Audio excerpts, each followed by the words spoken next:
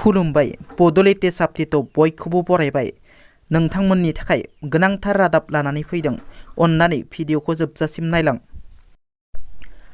गिबि रादाबाव दङ एनडिपिनि गायसनगिरि आफादगिरि बिटिआर गोरोबथानि सासे सागानगिरि रन्जन दैमारिखौ जोबथेसालिनिफ्राय थाबैनो उदां खालामनो दाबि खालामदों उदालगुरि जिल्ला एबसुआ।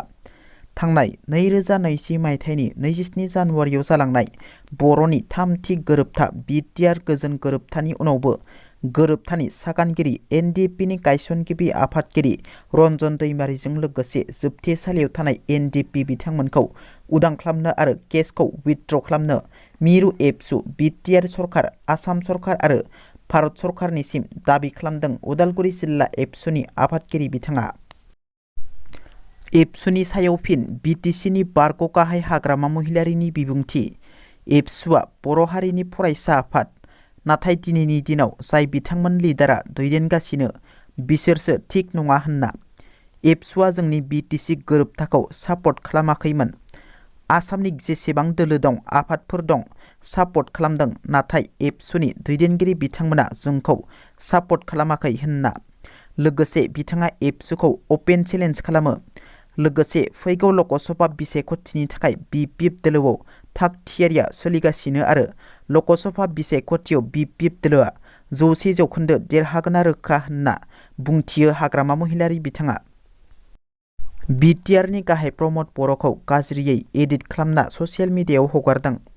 दुलाराय बाथौ गौथुमनि 13 बोसोरारि जथुमा जानो गोनांखौ प्रमद बर' बिथाङा खौरां लाहैदोंमोन। बे खौरां लाहैनायाव दुलाराय बाथौ गौथुमनि गाहाय नेहाथारि गणेश दैमारि आरो बिटिआरनि गाहाय प्रमद बर'आ जिरायनानै साहा लोंदोंमोन। बे जिरायनानै साहा लोंनाय सावगारिखौ जौ लोंनाय एडिट खालामना ससियेल मिडियायाव हगारो। मुसलपुर आरो सालबारि जिल्ला लाइमोन बिपिएफनि बानजायनायाव मुसलपुरनि अल्ड मार्केट फिल्डआव लाइमोन बिपिएफनि मोनसे जयनिं हाबाफारि जानानै थाङो। बे जयनिं हाबाफारियाव गोबां लाइमोनफोरा बिपिएफआव जयेन जाफैयो। गासै सा 6 जननिबो बारा लाइमोनफोरा बिपिएफ दोलोखौ मोजां मोननानै बिपिएफआव जयेन जाफैयो। जयेन जाफैनाय लाइमोनफोरखौ बिपिएफनि दैदेनगिरि बिथांमोनजों लोगोसे हाग्रामा महिलारि बिथाङाबो बरायो। रायजोआव फिन मैदेरनि गाग्लोबनायाव जिउ खोमानांदों सासे सुबुङा। कामरुप जिल्लानि वेस्ट कामरुप फरेस्ट डिभिजन ओनसोलाव मैदेरनि गाग्लोबनायाव सासे सुबुंनि जिउ खहा जायो। जिउ खहा जानाय सुबुंखौ काथाबारि गामिनि 43 बोसोर बैसोनि अनिल राभा होनना सिनायथिनाय जादों। बे जाथाया नामसान्तिपुर गामियाव फुंनि 11 रिंगायाव सोमजियो। दिनैनि रादाबा एसेनोसै।